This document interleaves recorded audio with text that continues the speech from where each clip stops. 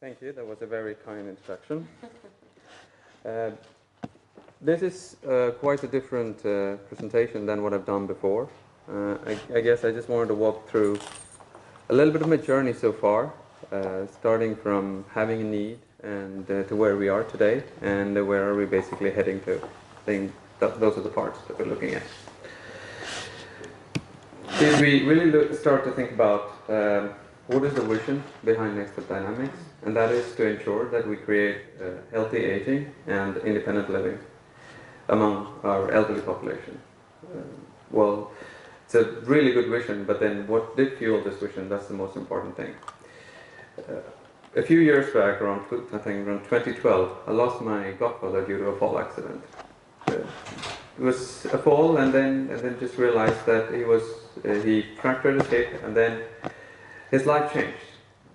6 months later, he fell again, and that was basically the end of it. So then gave us the whole thought about how can we ensure that this doesn't happen. We've been going around and asking what happened to him. Asked the doctors what did really happen to him, and the only thing they were able to tell us was he fell down. Right? Like, yeah, I can understand he fell down. Why did he fall down? Oh, we don't know. Probably because it was too much at work, less sleep, lack of sleep, so many things they were able to give us, but nothing was really focused on what really happened to him. And that naturally led me to have a fear for my parents. And my godfather was a much healthier individual. On the contrary, my dad, he had stroke, diabetes, whatnot. So, and I was still in Sweden and they're still in India. So for us to just know, even if something happens to them, the quickest time I could be there is 24 hours. And if something happens to my mom and my dad is away, then no one will know for another 10 hours, at least, so to speak, at work. So these are the reasons that just started up for us to understand how do we intend to solve it. Is wearable the solution? Is data analytics the solution? Didn't really understand. We just started exploring where does the real solution stand. And then we just understood then it is an infusion of basically wearable technology and data analytics, which is then backed by knowing exactly what parameters you're measuring, knowing exactly why you measure those parameters, what does it contribute with. Those are the things that are really important for that one.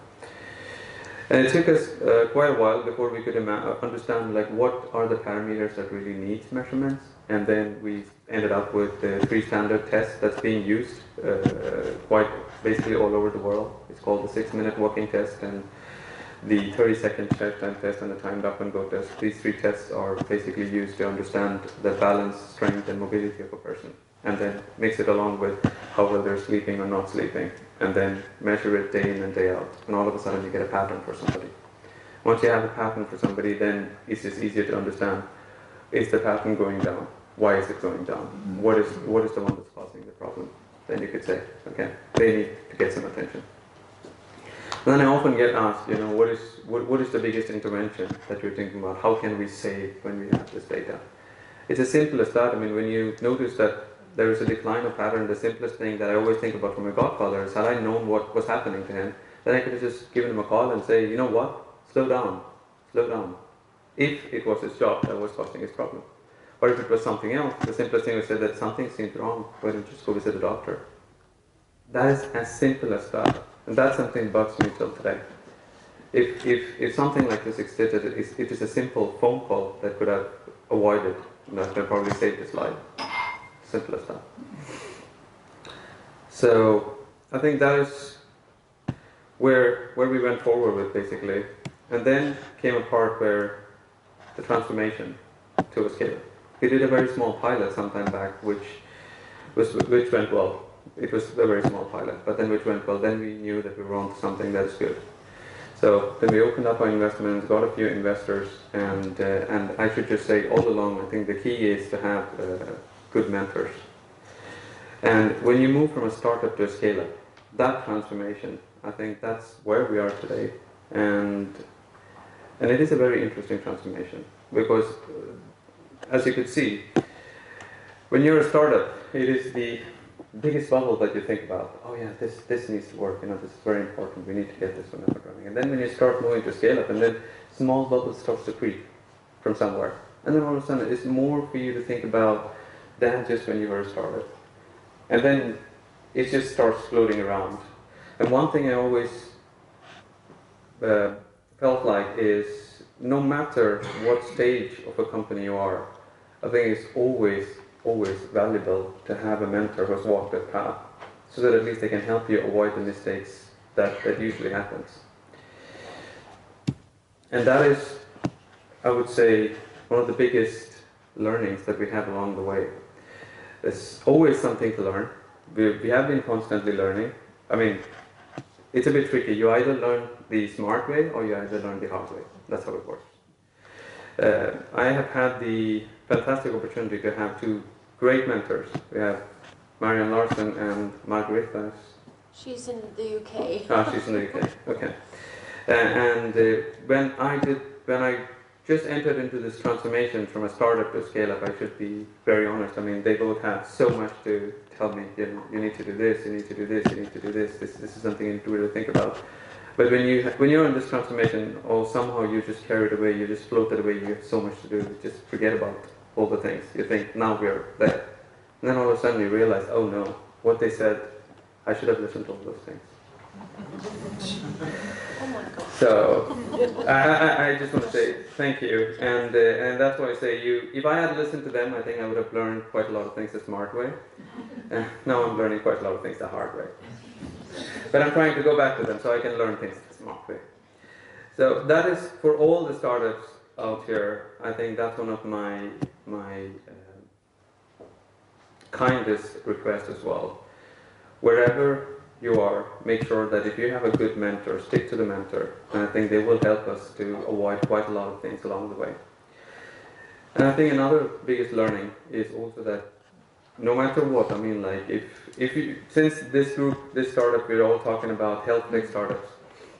No matter what little things, what little details you do, what little research you do, what little discussions you do with anyone, the more you can document it, the better it is. This is also another big learning that we're actually having at the moment.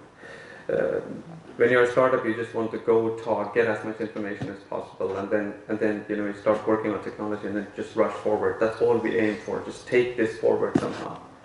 But then let's say that you are forward somehow, and then you're up now on a scale-up stage, and all of a sudden you just look back and say, okay, where do I relate this to this, and where do I relate this to this? I know that it makes perfect sense, but how did these things come together? And all of a sudden, with no documentation, then there's so much you need to go back, and there's so much you need to reiterate. And I mean, there are times when we try to get back in contact with those people that we had 5 years back, and it doesn't work all the time. So for all health tech startups, no matter what stage you're in, please make sure you document everything that you're doing as easy as possible and as detailed as possible. I think that is my biggest takeaway, my biggest learning. And we're trying to get better right now. And also, I think we're in a very interesting and a very good partnership that we have recently had with a medical device company called Arjo, just sits right across the place.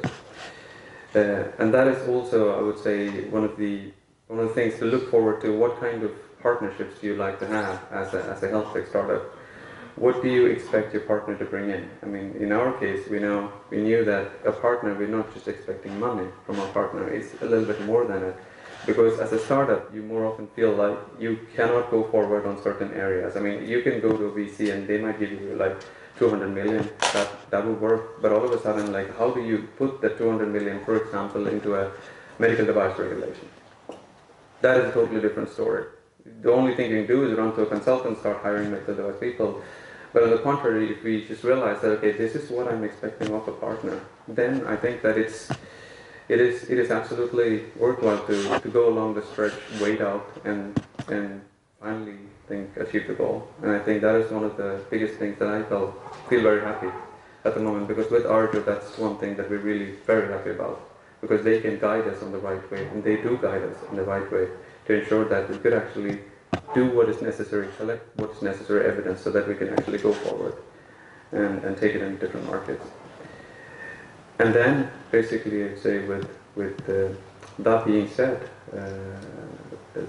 the future looks exciting, and there's a lot of challenges ahead of time because of all the learnings I just said. I'm really looking forward for the future, even though we certainly know the path for it is going to be much harder than how it was when it was a startup. I mean, that is also quite interesting. When you're a startup, you think, oh my God, this is so tough. As soon as I get some money, things will get a lot better.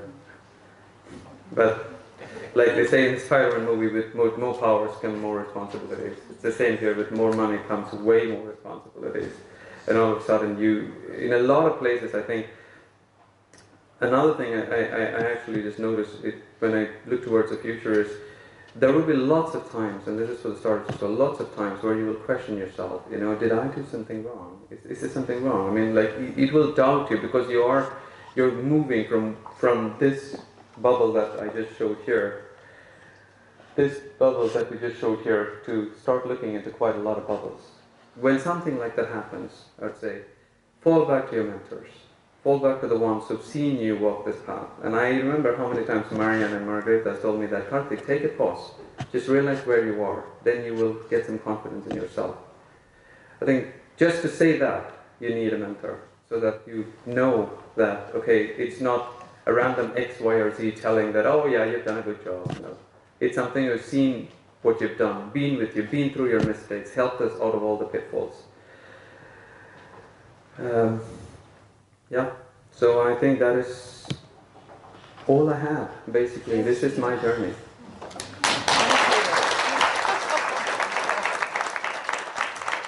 Thank you so much. That was, I'm totally touched. Do we have some time for some questions? Yeah? Any questions to Karthik? Crystal clear. He's so extremely humble. I mean, he's a natural. What is your product?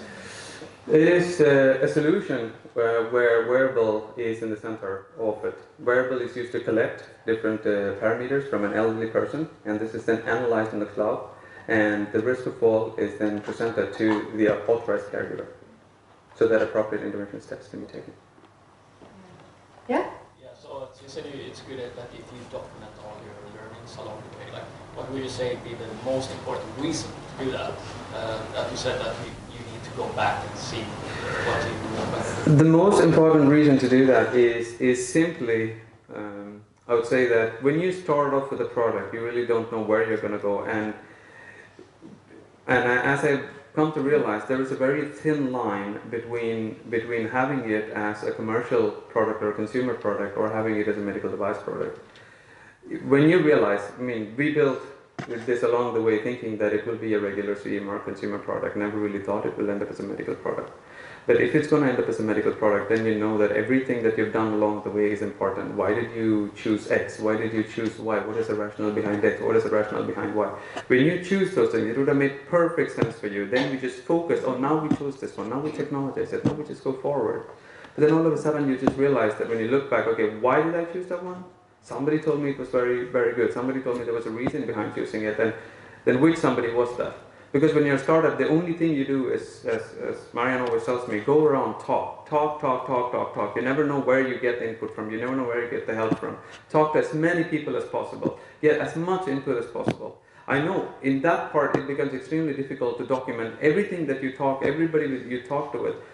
But document as much as you can, even if it's tiring, even if it's boring, even if you think it's not going to be useful, because one day, if the regulations change, you never know that all of a sudden your device could very well be, or your solution could very well be a medical device. At that point of time, it would come in handy.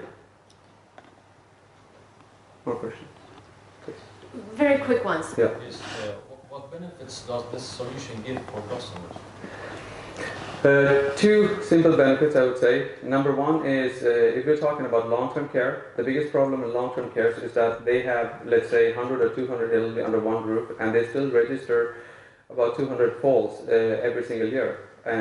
The reason is simply because they have very few number of staff to actually identify which elderly needs most of the help. It's not that every day all 200 needs help. Every day some portion of them needs help. How do you identify those portion who needs help? And that's what the solution simply helps them to do. And the second one, if you're talking about home care, for example, or relatives, and now we're talking about the future, but if you're home care or relatives, if you're staying far away, for the sons and daughters who live far from their parents. This is a simple way to know, like for example, if I call my mother, I just want to know, is she really sleeping or is she falling down? Okay, can you consider to work with a startup company that's similar to your work? I'll be more than happy to talk. Okay, we can talk. Sure. You had a quick. How do you define like this? You said you were a startup, but now you're in transformation. Like what? Because I've been working for startups that consider themselves startups for 10 years, right? Mm-hmm. What makes you say you were a startup, now you're in transformation? It's a very, very good question. I think the simplest way I would say it is, when you think the whole world revolves around you, you're a startup. when you realize that, oh shit, there are more people, and then all of a sudden you have to ensure that everyone is doing everything else, and you have to make sure everything comes together, then you're a scale-up. When everything works in a proper way, then you're a small business. When you have like so many employees and you hire people especially for processes, then you're a big company. Yeah. So I realize. Thank you so much, Karthik. Thank you.